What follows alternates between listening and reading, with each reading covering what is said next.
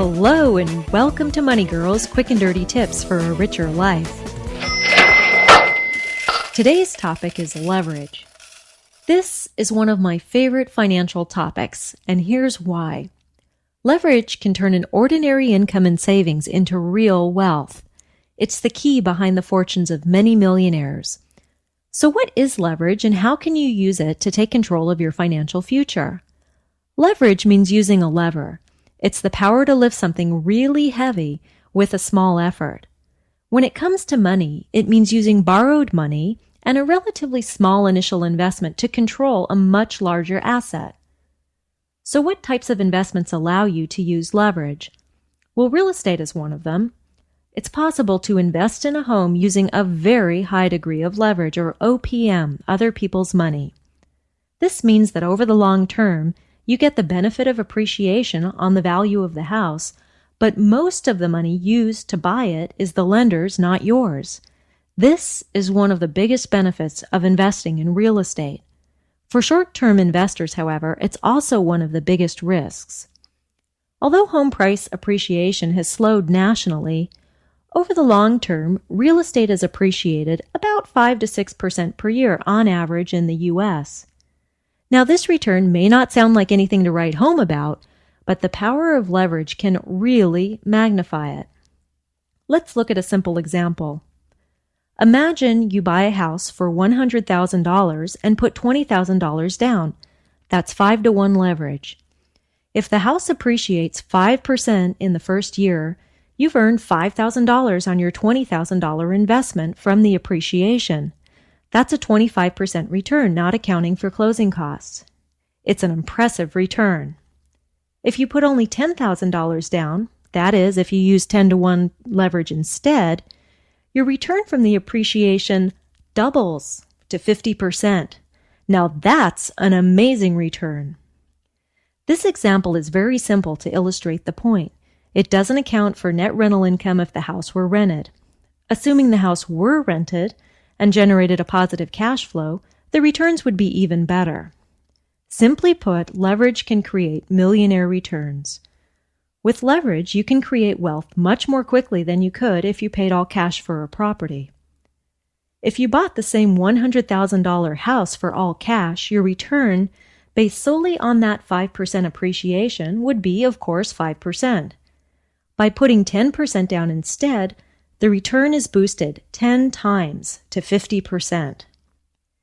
In the U.S., it's not unusual to put as little as 10% down, with the lender financing the remaining 90%, even on a house purchased as an investment. With stocks, the highest leverage you can get is typically 50%, which means you can buy stocks at half their price with the brokerage house supplying the rest of the funds. Using borrowed money to purchase stocks is called buying on margin. But you've got to be really careful. It can be very risky. With stocks, you can get a margin call if the stock falls below a certain amount. A margin call means the brokerage house can demand that you deposit more money or securities into your account to cover a specified amount of the cost of the stocks bought with borrowed money. A margin call can force you to sell a stock at a very bad time. With real estate, there is no margin call.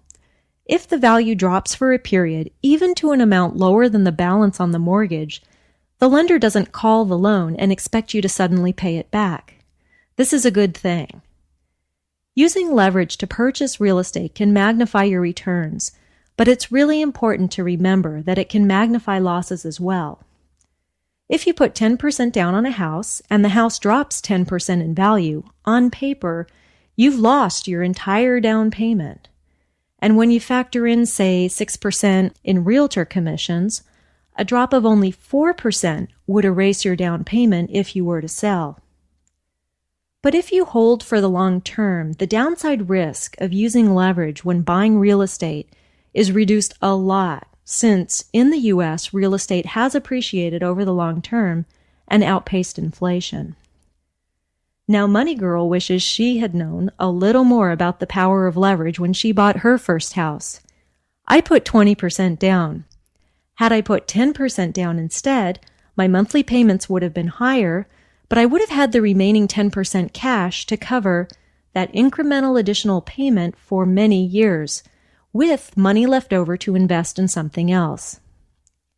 The power of leverage is the reason that real estate, wisely purchased and held for the long term, can be a powerful strategy to build wealth. This week, we have a book giveaway. Here's how it works.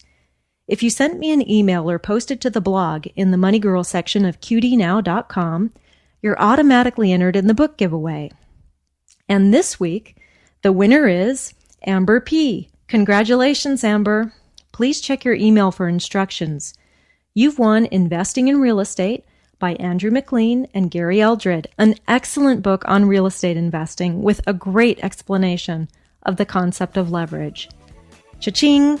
That's all for now, courtesy of Money Girl, your guide to a richer life.